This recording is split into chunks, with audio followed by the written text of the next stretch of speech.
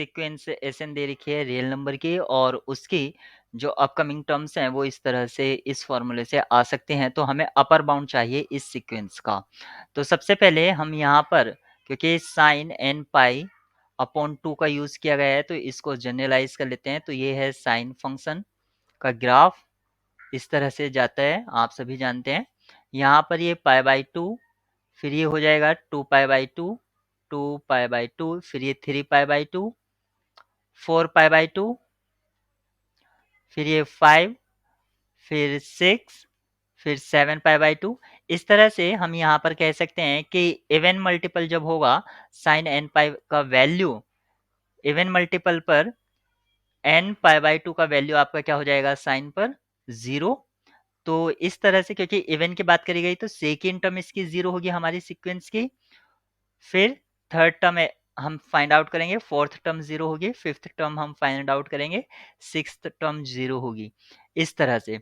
और यहाँ पर अगर हम देखते हैं ऑड पर, यानी कि 1, 3, 5, इस पर अगर हम साइन एन पाई बाई 2 का वैल्यू देखते हैं, साइन एन पाई अपॉन 2 इसका वैल्यू देखते हैं तो कभी 1 आती है कभी -1 आती है।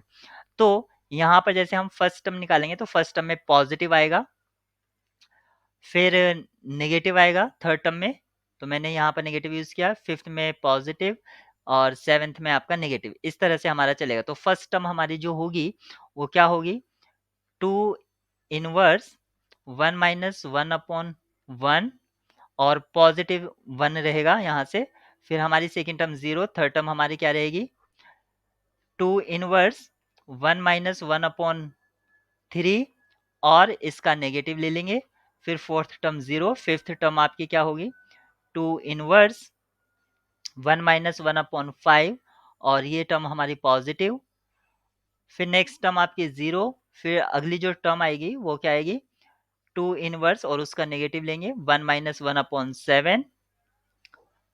इस तरह से आप यहाँ पर देख रहे हैं कि जो टर्म्स हैं वो आफ्टर एन की काफ़ी बड़ी वैल्यू के बाद ये सारी जो टर्म्स हैं वो इस तरह से चली जाएंगी। ये सारे 2 इनवर्स का मतलब हुआ 1/2, 1 माइनस 1 अपॉन एन, इस तरह से होगी, एक 0 होगी और एक होगी -1/2, 1 माइनस 1 अपॉन एन, इस तरह से। अगर हम n को काफ़ी लार्ज कर देते हैं तो यहाँ से हमें जो वैल्यू मिलेगी वो हाफ मिलेगा, 0 टर्म्स हैं ही और एक मिलेगा आपको -हाफ। हमसे पूछा गया था अपर बाउंड, अपर बाउंड ऐसा नंबर होता है जिससे सीक्वेंस की सारी टर्म्स छोटी हो जाएं, तो 1/2 हमें ऐसा नंबर मिलेगा जिससे सीक्वेंस की सारी टर्म्स 0 हो जाएंगी और वो लीस्ट भी होगा। तो 1/2 आपका इस प्रॉब्लम का आंसर होगा। 1/2 का मतलब हुआ 0.5। यहाँ पे हमें एक सीक्वेंस एस के दे रखी है, सीक्वेंस ऑफ रियल नंबर, और s k equals to k raise to the power alpha upon k. तो हमें लिमिट फाइंड आउट करनी है S1 into S2 dot dot dot s n raise to the power 1 upon n की। तो यहाँ पर हम Cauchy second theorem on limit का यूज करेंगे। वो क्या कहती है कि अगर लिमिट ऑफ एस एन मान लीजिए एल है तो limit S1 into S2 dot dot dot s n raise to the power 1 upon n की भी लिमिट एल होगी। और आप यहाँ पर इससे कंपेयर कीजिए, ये सेम यही लिखा हुआ है। तो इसकी लिमिट किसके इक्वल होगी, इसकी लिमिट इक्वल होगी लिमिट ऑफ एस के, क्योंकि यहाँ पर जो ये बना है ये एस के सीक्वेंस से बना है। आप यहाँ पर एस के लिख दीजिए या एस एन लिख दीजिए, उससे कोई फर्क नहीं पड़ेगा, जब के इन्फिनिटी को टेंड्स करे। और एस के इन टर्म्स ऑफ के क्या लिखा है, limit k tends to infinity k raise to the power alpha upon k, ये है हमारे पास। और आप एक रिजल्ट जानते हैं कि limit n raise to the power 1 upon n, इसकी लिमिट 1 होती है जब n इन्फिनिटी को टेंड्स करते हैं। इस कंसेप्ट को अगर हम यूज करते हैं तो इसको लिख सकते हैं k raise to the power 1 upon k raise to the power alpha और limit k tends to infinity. और ये जो लिमिट है ये किसको 1 raise to the power alpha को टेंड्स करेगा। 1 raise to the power alpha का मीनिंग हुआ 1, तो इसकी लिमिट 1 होगी। Please like, subscribe and press bell icon for all notification. Matrix A define की गई है x x transpose upon x transpose x. आप यहाँ पर देख सकते हैं कि ये एक मैट्रिक्स आएगी और ये भी एक मैट्रिक्स आएगी, लेकिन दो मैट्रिक्स का डिवीजन हमने डिफाइन नहीं किया गया है, यानी कि ये जो यहाँ पर आएगा डिनोमिनेटर में, ये 1/1 का होगा, जिसका मतलब एक रियल नंबर होता है। और यहाँ से किसी रियल नंबर से किसी मैट्रिक्स को डिवाइड कर सकते हैं, मतलब नंबर के रेसिप्रोकल से। जैसे सपोज करो यहाँ पर 2 आ गया, तो इसको हम ले लेंगे 1/2 करके। उसमें डिवीजन मैट्रिक्स में किसी भी नंबर को मल्टीप्लाई कराने को करा सकते हैं, लेकिन हमें तो डायमेंशन चाहिए थी, तो इसमें इसका कोई रोल भी नहीं है इसका यूज करने का। Dimension of this vector space चाहिए, यहाँ पर हमें इसकी डायमेंशन चाहिए।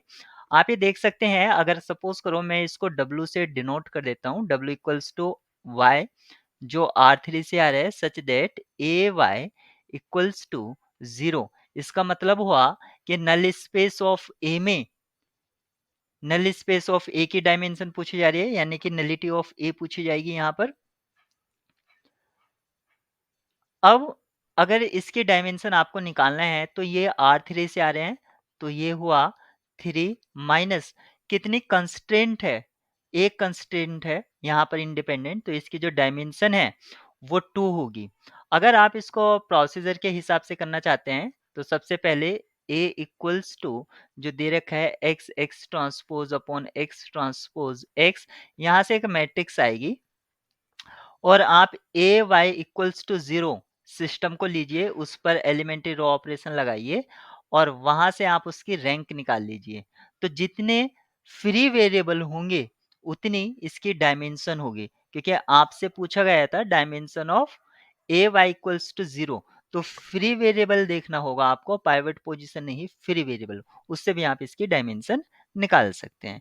तो इसका आंसर था 2। फंक्शन एफ दे रखा है जो कि ओपन इंटरवल -1 से इन्फिनिटी पर इस पर डिफाइन है, और इसका जो डोमेन है वो आर है। एफ एक्स के लिए जो एक्सप्रेशन है वो दे रखा है 1x/1 + x, और यहाँ पर फंक्शन को रिप्रेजेंट किया गया है इस तरह से। तो सबसे पहले आप यहाँ पर एफ एक्स को रीराइट कर लीजिए, इसको मैं लिख सकता हूँ 1-1/1 + x, और इसको भी मैं फर्दर रीराइट कर सकता हूँ 1-1 + x⁻⁻1। अब आप यहाँ पर अगर बाइनोमियल थ्योरम की हेल्प से देख सकते हैं कि ये फंक्शन मैनी टाइम्स से डिफरेंशिएबल है। अगर मैं अराउंड पॉइंट 2, अगर मैं इस पॉइंट के अराउंड फंक्शन को लिखता हूँ टेलर्स थ्योरम की हेल्प से, तो मैं किस तरह लिखूंगा, f x equals to f2 plus f prime 2 x-2 upon factorial 1 plus f double prime जाई, ये रिमाइंडर टर्म है, x-2 स्क्वेयर अपॉन 2 फैक्टोरियल।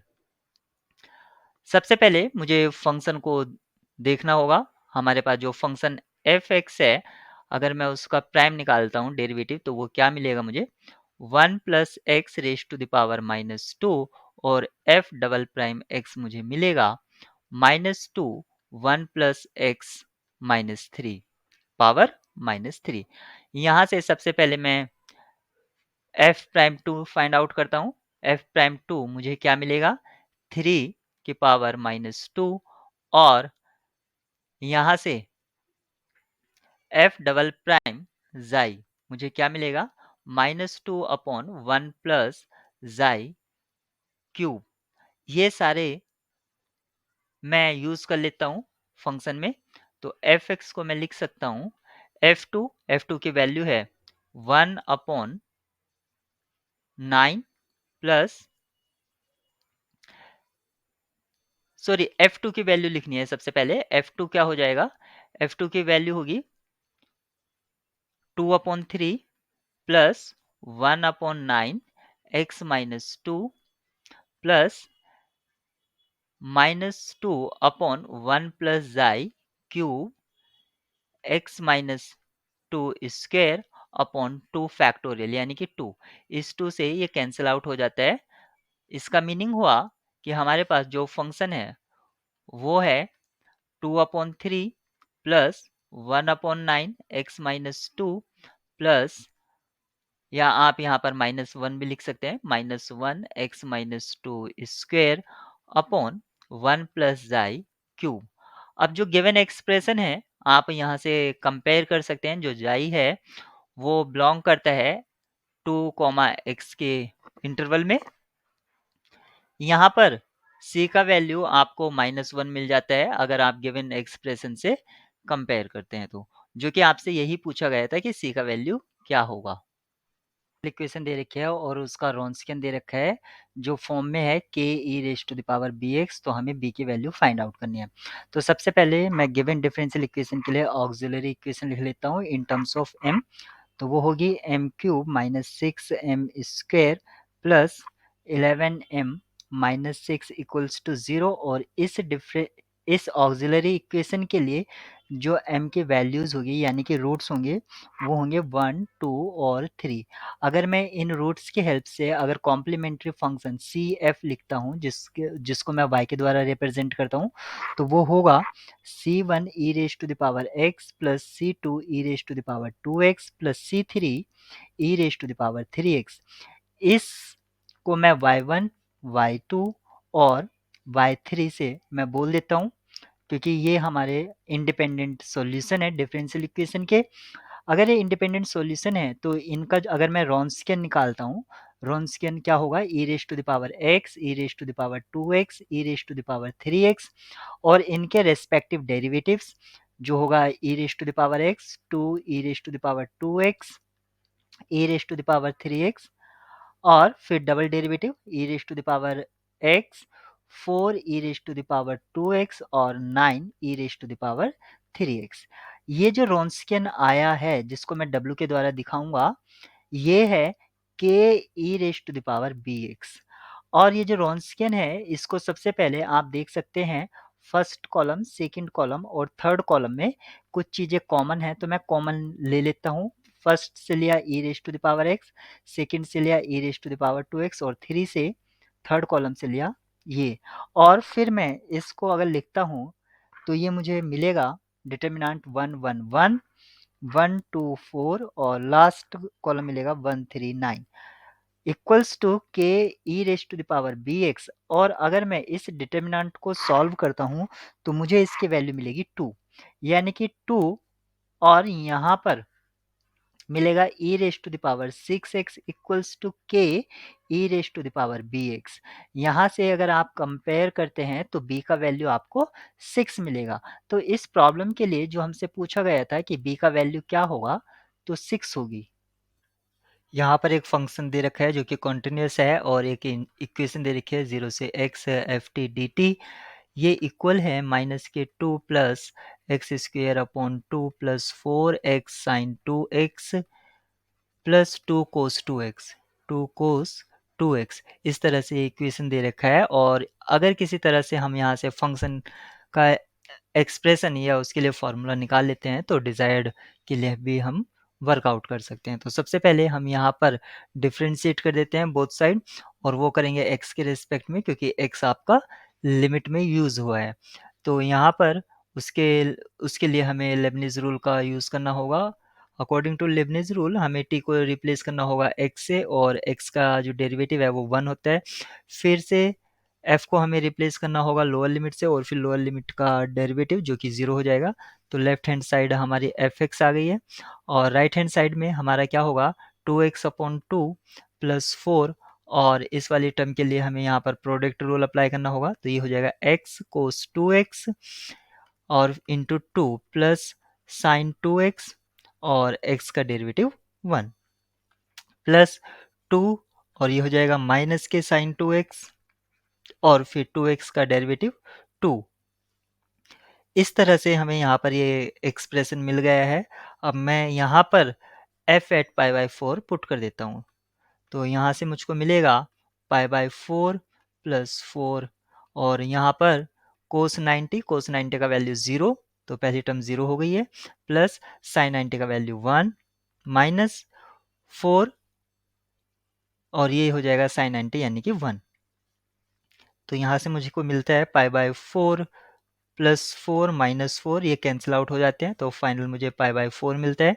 इसका मतलब हुआ f at pi by 4 is pi by 4। लेकिन मुझे तो ये वैल्यू नहीं निकालना था, मुझे निकालना था 1 upon pi f at pi by 4। तो मुझे 1 अपॉन पाई से मल्टीप्लाई कराना होगा राइट हैंड साइड में। पाई से पाई कट जाता है, ये एक्सप्रेशन मिलता है मुझे 1/4, जिसका वैल्यू होता है डेसिमल में 0.25। तो इसके लिए जो न्यूमेरिकल आंसर टाइप क्वेश्चन था ये, इसके लिए की होगी 0.25।